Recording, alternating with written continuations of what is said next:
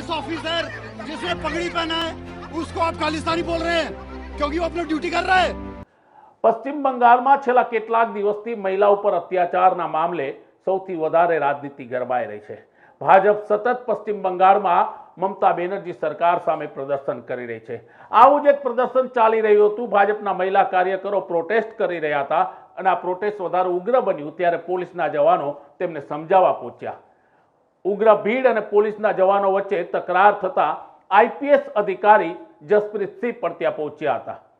જસપ્રીત સિંહે મહિલાઓને સમજાવવાનો પ્રયત્ન કર્યો અને તે જ સમયે ભીડમાંથી કોઈએ જસપ્રીત સિંહની પાઘડીને લઈને એક ટિપ્પણી કરી અને ખાલિસ્તાની શબ્દ કહેતા મામલો વધારે ઉગ્ર બન્યો।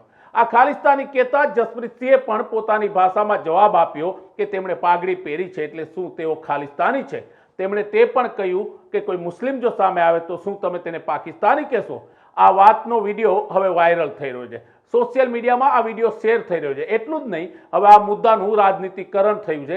રાહુલ ગાંધીએ પણ ટ્વીટ કરીને કહ્યું છે કે જસપ્રીત સિંહ ઉપર જે ટિપ્પણી કરવામાં આવી તે સંવિધાનનું અપમાન છે અને આ જ ભાજપના નેતાઓ અને કાર્યકરોનું ચરિત્ર છે।